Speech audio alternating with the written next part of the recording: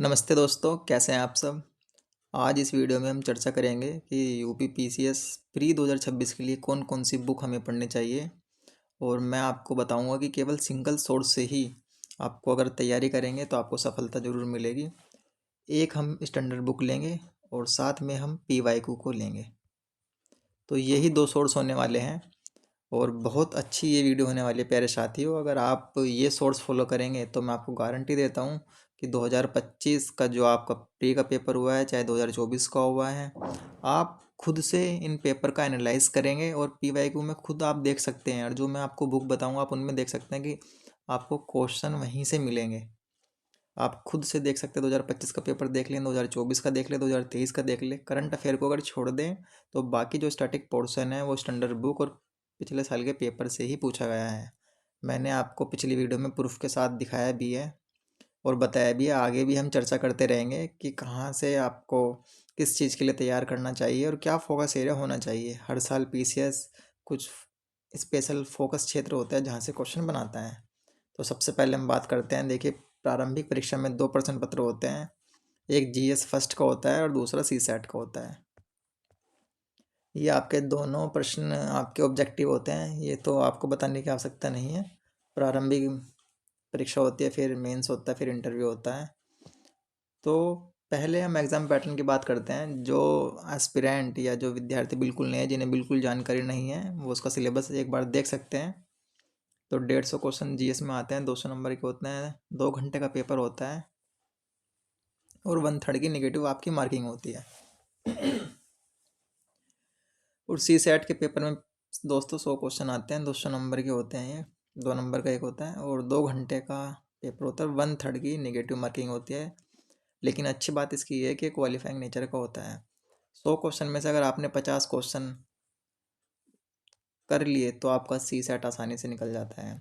आपके नेगेटिव में नहीं कटने चाहिए। 100 में से 50 क्वेश्चन छाँट छाँट के हमें करने हैं, जिसमें से 25 क्वेश्चन तो प्यारे साथियों हिंदी के ही आते हैं, जो आसान होते हैं, हिंदी ग्रामर। और हिंदी आपको इसलिए भी पढ़नी चाहिए क्योंकि मेंस में हिंदी का वेटेज है, 150 नंबर का पेपर होता है। और एस्से में भी हिंदी से एक रिलेटेड एस्से आता है। तो आपने ये सामान्य डिस्कशन देखा। तो बुक्स पे आने से पहले सबसे पहले आप जीएस का आप सिलेबस दे सकते हैं। इसमें लिखा है कि राष्ट्रीय और अंतर्राष्ट्रीय महत्व की समसामयिक घटनाएं। तो ये करंट अफेयर से रिलेटेड है। मैं बताऊंगा कि करंट अफेयर के लिए आपको क्या सोर्स रेफर करना है। और भारत का इतिहास में भारतीय राष्ट्रीय आंदोलन, इसमें लिखा है केवल हिस्ट्री ऑफ इंडिया। तो हिस्ट्री ऑफ इंडिया में एशियंट आ जाएगा, मिडिवल और मॉडर्न आ जाएगा और पोस्ट इंडिपेंडेंट ऑफ इंडिया आ जाएगा, आज़ादी के बाद का भारत। और राष्ट्रीय आंदोलन इसमें लिखा है। लेकिन इसे देख कर हम यह नहीं बता सकते हैं कि कहाँ कहाँ से क्वेश्चन पूछते हैं। इसके लिए हमें पीवाईक्यू को ही पढ़ना पड़ेगा, क्योंकि पीवाईक्यू एक दायरा खींचता है, एक लाइन खींचता है, एक बाउंड्री खींचता है, जिस बाउंड्री के अंदर रह के हमको चीज़ों को पढ़ना होता है। ठीक है, तो इसको देखेंगे। तो थर्ड पॉइंट आपका ज्योग्राफी का होता है, जिसमें लिखा है कि भारत एवं इसका भूगोल, physical, social, economic geography of India and the world. और पॉलिटी का है ये सेगमेंट। तो मैं आपको पूरा गाइड आपको करने वाला हूँ। पॉलिटी के ऊपर मैं बहुत सारी वीडियो लेकर आऊँगा और बहुत अच्छी मैं पीपीटी प्यारे साथियों बना रहा हूँ। और पॉलिटी से अगर 18 से 20 सवाल आते हैं तो मेरी कोशिश रहेगी कि आपके लगभग सारे सवाल सही हो जाएं। एक दो तो प्यारे साथियों गलत हो सकता है। कुछ फैक्ट ऐसे पूछ लें जो आपको भी ना पता, वो मुझे भी ना पता और कहीं बुक में ना दे रखा हो। तो फैक्ट की एक सीमा होती है सभी व्यक्तियों की। तो फैक्ट पे हमें इतना नहीं जाना, लेकिन मेरी पूरी कोशिश करेगी जो सोर्स मैं आपको बताऊंगा और जो तरीका मैं आपको बताऊंगा पॉलिटी के लिए, आपका उसमें सिंगल क्वेश्चन भी आपका गलत नहीं होने वाला है। एक दो क्वेश्चन की तो मैं बात नहीं करूंगा, क्योंकि एक दो क्वेश्चन प्यारे साथियों बहुत ही कहीं से कुछ भी फैक्ट पूछ सकता है, उसकी लिमिटेशन होती है। तो ये आपने देखा। इकोनॉमिक्स का है, इकोनॉमिक्स आपको कहाँ से तैयार करनी चाहिए ये मैं आपको बताऊंगा। इन्वायरमेंट आपको कहाँ कैसे पढ़ना चाहिए, बहुत ही मतलब इसमें दोस्तों फ्री के नंबर आप कह सकते हैं। फ्री के तो मैं नहीं कहूँगा, मेहनत तो करनी पड़ती है, लेकिन सिंपल सिंपल इसमें क्वेश्चन होते हैं, बहुत ईजी होते हैं। और एक ही किताब आपको रेफ़र करनी है। करंट इशू इसमें ज़्यादा पूछते हैं। 2025 का आप पेपर देखेंगे तो उसमें बहुत सारे सवाल करंट बेस्ड थे, आप देखेंगे, और वे कॉन्सेप्चुअल थे। ये बात बहुत अच्छी इसमें लगी। 2025 का पेपर मैं इन्वायरमेंट का सेगमेंट आपको लेकर आऊँगा और दिखाऊँगा आपको कि कैसे इन्वायरमेंट के सवाल कहाँ से पूछे गए हैं। तो जनरल साइंस है, एक ही बुक आपको पढ़नी है इसमें। ये आपने देखा, ये था जीएस फर्स्ट का आपका सिलेबस। सी सेट में आप देख सकते हैं, सी सेट में बहुत सारी चीज़ें उन्होंने लिखी है कि कॉम्प्रिहेंशन, इंटरपर्सनल स्किल, कम्युनिकेशन आएगा, लॉजिकल एंड एनालिटिकल एबिलिटी आएगा, decision making and problem solving आएगा। तो ये सब है। तो इसमें कुल मिला के सी सेट का जो सार है वो प्यारे साथियों, आपको एक तो सामान्य हिंदी आपको पढ़नी है, मैं आपको बताऊंगा कैसे पढ़ते हैं। 25 क्वेश्चन इसमें आएंगे। 20 क्वेश्चन तो आपके हाथ में ऐसे ही आ जाएंगे अगर आपने 10 दिन भी हिंदी को दिए। मैथ्स आता है प्यारे साथियों, रीजनिंग आपकी आएगी और कम्युनिकेशन आएगी। कम्युनिकेशन के मैं वे सवाल आपको लेकर आऊँगा जो क्वेश्चन रिपीट होते हैं हर साल। कम्युनिकेशन के 8 से 10 सवाल आते हैं। अगर इसमें से आपने 5 सवाल कर लिए तो बहुत अच्छा आप इसमें बढ़त आप हासिल कर लोगे और सीसेट आपका आसानी से क्वालिफाइंग हो जाएगा। मैं कम्युनिकेशन की आपको ज़रूर लेकर आऊँगा क्योंकि थ्योरी का सेक्शन है वो, और उसमें बहुत सारी चीज़ें रिपीट होती है, एग्जिट पूछता है, तो मैं इसको लेकर आऊँगा। तो सीसेट में आपको कोई दिक्कत नहीं आने वाली है। सी सेट को मैं आपको बताऊंगा कैसे आपको तैयार करना है। तो ये आप पढ़ सकते हैं सी सेट में। देखिए सामान्य हिंदी का सिलेबस इसमें दे रखा है, इसकी हम बात करेंगे। तो हम बुक लिस्ट की अब बात करते हैं। तो सबसे पहले जो सेगमेंट होता है वो हिस्ट्री होता है, और हिस्ट्री सबसे ही बड़ा सेगमेंट है। और हिस्ट्री में आजकल प्यारे दोस्तों ऑर्डर वाले सवाल ज़्यादा पूछता है कि इन्हें क्रम से लगाओ, और उनका क्रम अगर आपको एक कभी याद नहीं है तो क्वेश्चन गलत होने की संभावना पूरी होती है।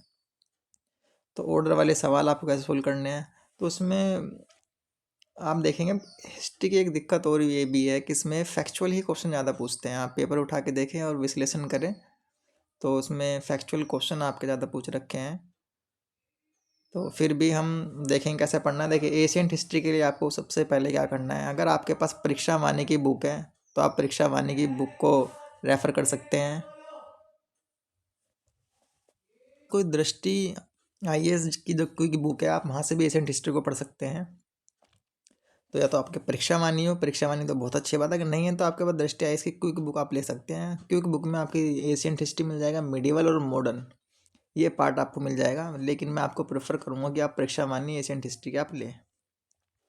मिडिवल हिस्ट्री के लिए आप दृष्टि आई इसकी क्विक बुक को पढ़ सकते हैं, 2-4 सवाल वहाँ से आते हैं। और मॉडर्न हिस्ट्री के लिए आपको परीक्षा वाणी आपको परचेज करनी है।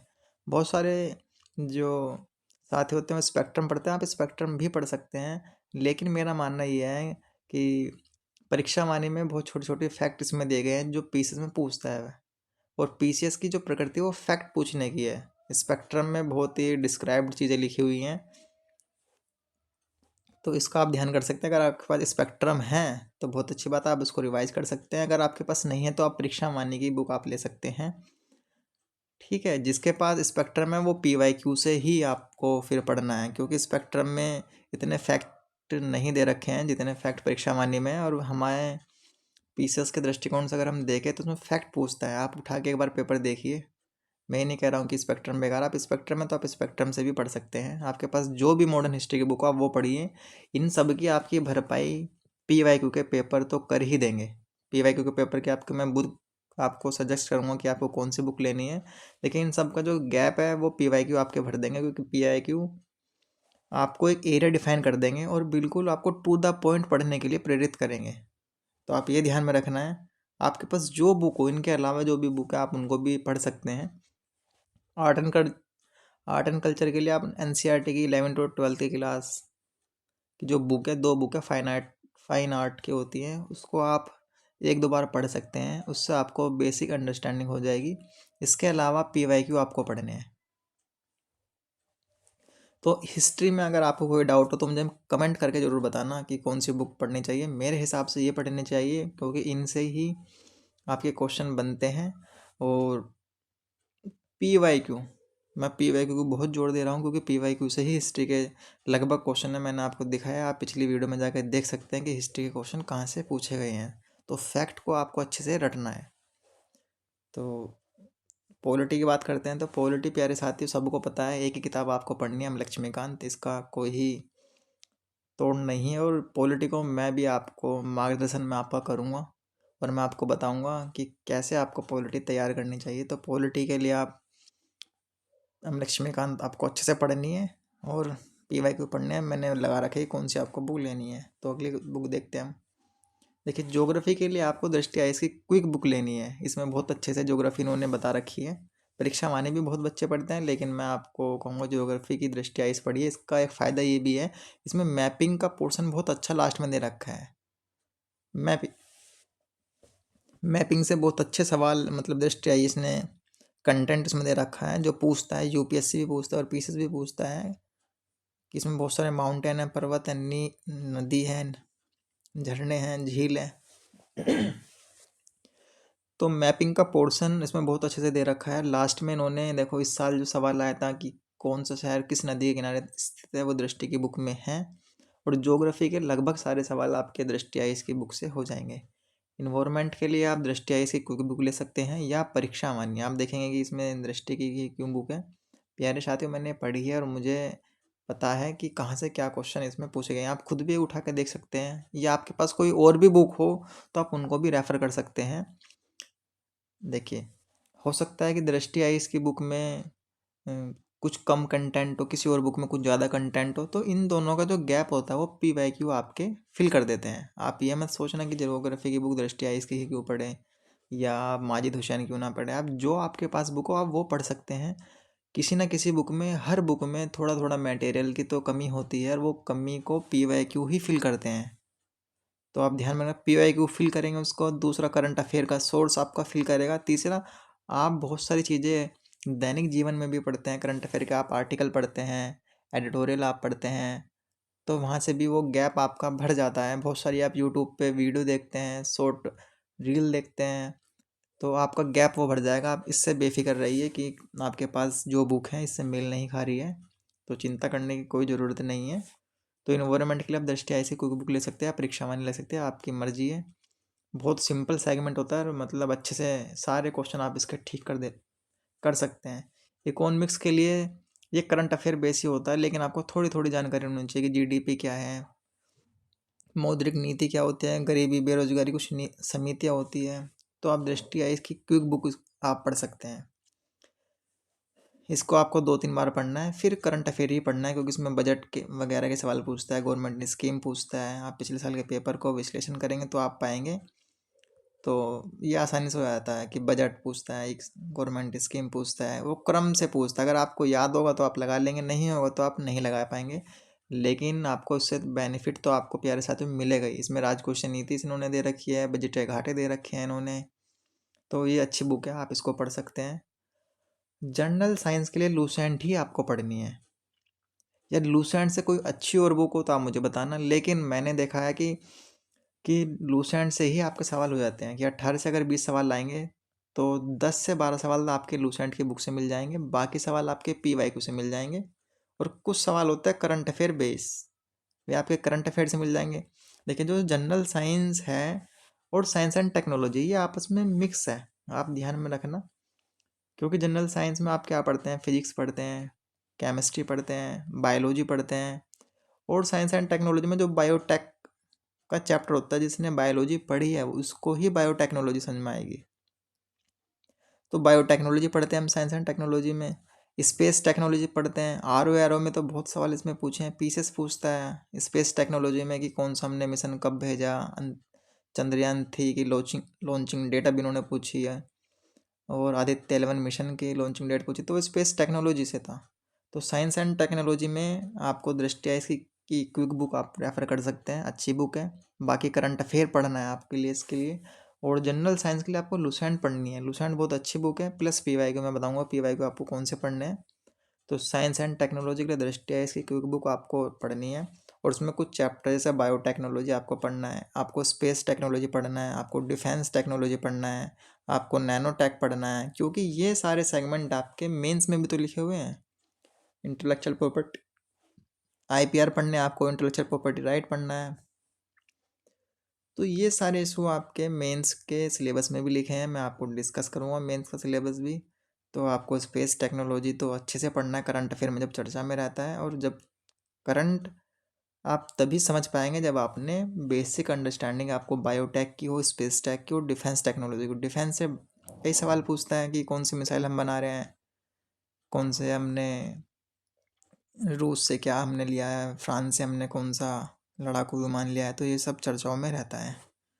तो आपने देखा कि साइंस की फिर यूपी स्पेशल के लिए आपको क्या पढ़ना है, परीक्षा वाणी या एस मिसिंग है प्यारे साथियों। तो परीक्षा वाणी की आप बुक पढ़ सकते हैं, यूपी स्पेशल से 6 से 7 सवाल पूछते हैं, तो आप परीक्षा वाणी को रेफर कर सकते हैं। प्लस पीवाई को मैं बताऊंगा। और करंट अफेयर के लिए आपको क्या करना है, देखिए करंट अफेयर के लिए आपको क्या करना है, देखिए अभी तो एग्ज़ाम आपका नहीं हो रहा है, एग्ज़ाम के दिनों में घटना चक्र आता है, एग्ज़ाम के दिनों में घटना चक्र आता है और घटना सार आता है 6 मंथ में, और वार्षिकी आती है घटना सार। तो आपको घटना चक्र तो आपको पढ़नी ही है, जो एग्ज़ाम से 20 दिन पहले आती है। इससे पहले आप घटना सार पढ़ सकते हैं, जो हर 6ठे महीने आती है। लेकिन अब क्या करना है, देखिए अब आप पढ़ना तो है, अब भी आपको करंट अफेयर आप कहाँ से पढ़ सकते हैं, विज़न आईएएस की मंथली मैगज़ीन आती है, जो फ्री में उनकी वेबसाइट पे अपलोड है। तो मैं आपको सलाह ये दूंगा कि वहाँ से कुछ टॉपिक आप पढ़ सकते हैं, जैसे आप पॉलिटी का करंट अफेयर वहाँ से पढ़ सकते हैं। इन्वायरमेंट प्यारे साथियों, विज़न आईएएस की मंथली मैगज़ीन से सवाल पूछे थे, मैं दिखा दूंगा आपको, प्रूफ दे दूंगा कि इन्वायरमेंट जो करंट अफेयर के सवाल थे ये सब आपके vision ice monthly current affair magazine से कवर होते हैं। इन्वायरमेंट का सेगमेंट आप वहाँ से पढ़ सकते हो। मैं आपको सलाह दूंगा 2-3 सेगमेंट आपको वहाँ से पढ़ने हैं। एक तो आपको पढ़ना है इन्वायरमेंट का सेगमेंट, दूसरा साइंस का। ये 2 सेगमेंट तो आपको मस्ट, मैं कहूँगा सजेशन दूंगा, सलाह दूंगा कि आप ये 2 सेगमेंट जरूर विजन आइस मंथली मैगजीन से अभी से पढ़ें। मंथली आती है, इसमें मुश्किल से 8 से 10 पेज इन्वायरमेंट के सेगमेंट के होंगे और 6 से 7 हो गए साइंस के, तो 10 से 15 पेज ही आपके होंगे जो इन्वायरमेंट और साइंस कवर करेगा। और आप पाएंगे एग्ज़ाम के दिन तक जब आप पढ़ते चले जाएंगे तो आपका बहुत अच्छा स्ट्रॉन्ग हो जाएगा आपका इन्वायरमेंट का सेगमेंट और साइंस का। तो विजन आईएएस मंथली मैगजीन से आप इन्वायरमेंट और साइंस पढ़ना है, क्योंकि करंट अफेयर बेस है। बाकी आप पढ़ सकते हैं, पढ़ना चाहे पढ़िए, नहीं पढ़ना चाहे तो फिर लास्ट में आपको घटना चक्र पढ़नी है, क्योंकि अगर आप विज़न ही पढ़ते रहेंगे तो आपके पास इतना समय नहीं मिलेगा कि बाकी सब्जेक्ट भी पढ़ें, क्योंकि 150 पन्ने की लगभग विजन आइस मंथली मैगजीन होती है। तो मैं सलाह दूंगा 2 सेगमेंट तो आप जरूर पढ़ें, इन्वायरमेंट और साइंस, ये करंट अफेयर बेस होती है, ये पढ़ें। और जब एग्ज़ाम आपका नज़दीक होता है, एग्ज़ाम आपका अक्टूबर के आसपास ही मुझे लगता है कि होगा, तो घटना चक्र आपको पढ़नी है उस टाइम पे, जो सब पढ़ते हैं। घटना चक्र तो प्यारे साथियों सभी पढ़ते हैं, सब पढ़ते हैं, ठीक। तो आप क्या एक्स्ट्रा कर रहे हो, तो आप एक्स्ट्रा ये कर रहे हो कि आप इन्वायरमेंट और साइंस का segment vision IAS monthly magazine से पढ़ सकते हैं। बहुत अच्छी और फ्री में अवेलेबल है, उनकी वेबसाइट से डाउनलोड कर सकते हैं हर महीने। अभी अक्टूबर तक की आ गई है, नवंबर दिसंबर में आनी बाकी है। तो फिर क्या पढ़ना है, फिर देखिए पीवाईक्यू की बुक आपको लेनी है, या तो आपको यूथ की बुक लेनी है या आपको घटना चक्र की लेनी है। और कौन सी लेनी है, जिसमें केवल पीसीएस द्वारा कराए गए पेपर हो।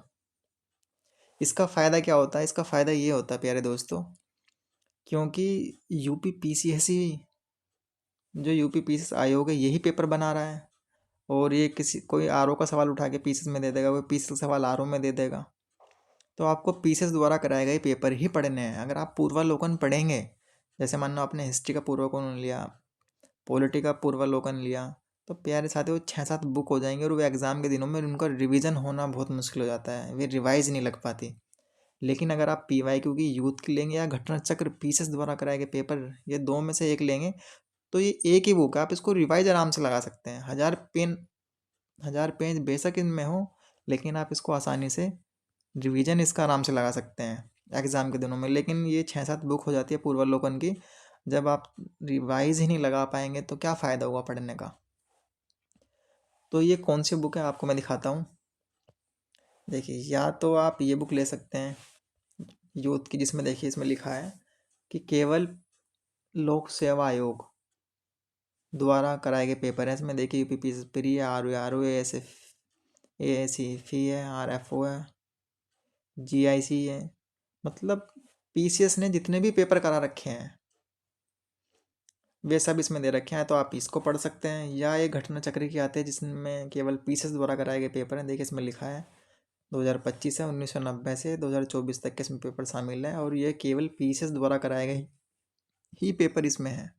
जबकि पूर्वालोकन जो आती है घटना चक्र की, जो सीरीज है 6-7 बुक की, अगर उसमें हिस्ट्री का पोर्शन लें, हिस्ट्री की बुक लें, तो उसमें यूपी का भी है, एमपी का भी है, राजस्थान का भी है, आईएएस का भी है, मतलब बहुत सारे पेपर हैं। तो हमें क्यों एक्स्ट्रा इतना पढ़ना है, हम केवल पीसेस द्वारा, हमें स्टेट पीसेस का एग्ज़ाम निकालना है तो हमें केवल पीसेस द्वारा कराए गए पेपर ही लेने हैं, टू द फोकस हमें लेना है। अगर आप इनको रिवाइज लगा सकते हैं पूर्वावलोकन, हिस्ट्री, पॉलिटी, जो अलग अलग सेगमेंट, तो आप इनको ले सकते हैं, मैं मना नहीं कर रहा हूँ।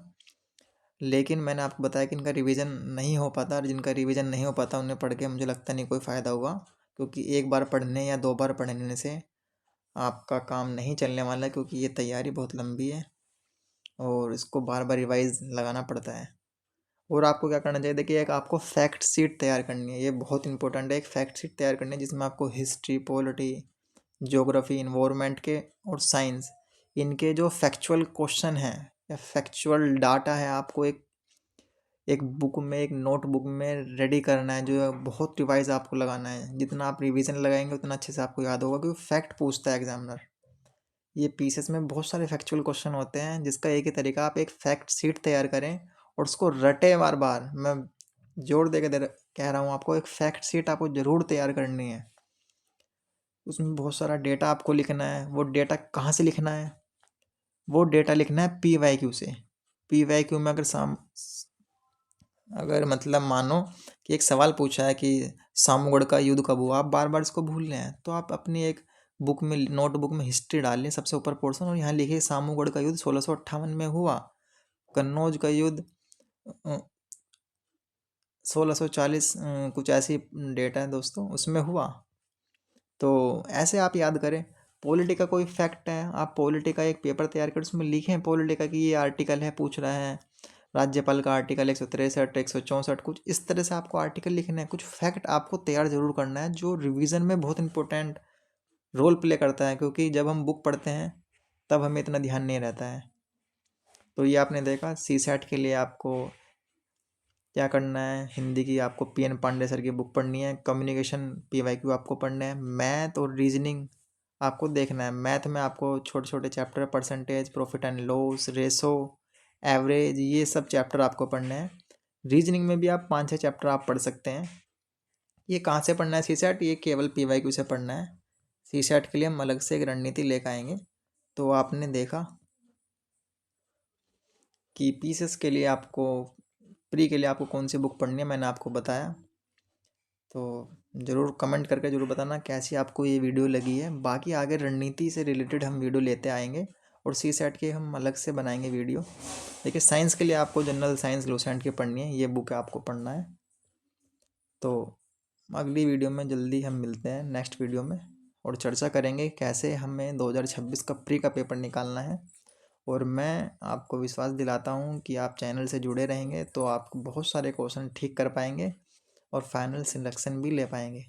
तो अगली वीडियो में मिलते हैं, तब तक के लिए धन्यवाद। वीडियो अच्छी लगी हो तो प्लीज़ लाइक करना ना भूलें, कमेंट करके ज़रूर बताएं कि वीडियो कैसी लगी, और सब्सक्राइब ज़रूर करें प्यारे साथियों। चलो नेक्स्ट वीडियो मिलते हैं। Thank you.